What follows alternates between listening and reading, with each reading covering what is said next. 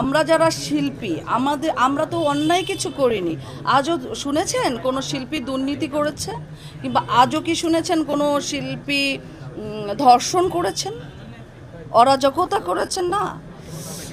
শিল্পীরা আসলেই ফুলের মতো। শিল্পীদের একটা নরম মন আছে, শিল্পীরা ভালোবাসতে জানে, আর শিল্পীদের তৈরিও করে কিন্তু জনগণ। এই বাংলাদেশের 22 কোটি জনগণ এখন বর্তমানে যারা আছেন তারাই কিন্তু চলচ্চিত্র দেখেন, তারাই নেতা নেত্রী আবিষ্কার করেন কিংবা তৈরি করেন। তো সেক্ষেত্রে আমি বলবো যে শিল্পীদের অ্যাকচুয়ালি শিল্পচর্চায় নিজেকে নিয়োজিত রাখা উচিত। কারণ একজন শিল্পীর মুখের কথার অনেক মূল্য।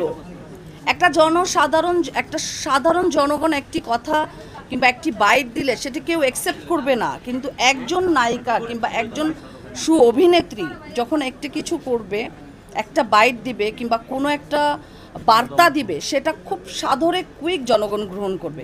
সেক্ষেত্রে অবশ্যই বিচক্ষণতার পরিচয় আমাদের শিল্পীদের দেওয়া উচিত। আর যাদের নামেই আমি বলবো যে হত্যা মামলা, তারপরে বিভিন্ন মামলা দেওয়া হয়েছে, তো শিল্পীরা কাউকে হত্যা করতে পারে না আমি মনে করি। পুরো ছবিটা তো আর আমি দেখিনি, আমি গান টানও দেখিনি। তো আমি যে ট্রেইলারটা দেখেছি সেটা হচ্ছে যে বাচ্চারা কিন্তু একটু মুখোশ টাইপের, ভৌতিক টাইপের, একটু ফানি টাইপের ক্যারেক্টার দেখতে পছন্দ করে।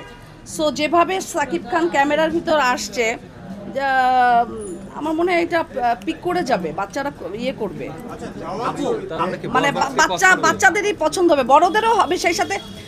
যেমন বরবাদ কিন্তু বড়রা দেখেছে, বাচ্চারা কম দেখেছে, কিন্তু আমার মনে হচ্ছে তাণ্ডবটা সকল শ্রেণী, সকল দর্শকরা দেখবে।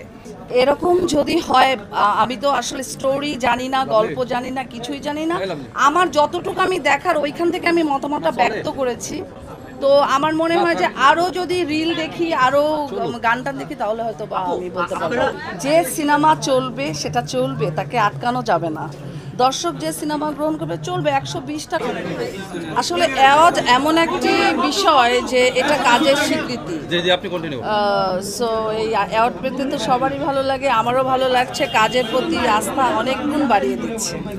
মানে আমার না আপনাদের দেখে অনেক ভালো লাগছে, এত জার্নালিস্ট, এত মানুষ, অনেক দিন পরে ভালো লাগছে।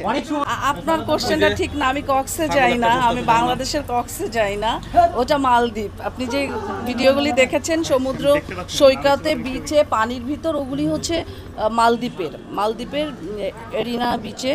সো আমি এই আগামী 5 বছরও কক্সবাজার যাইনি।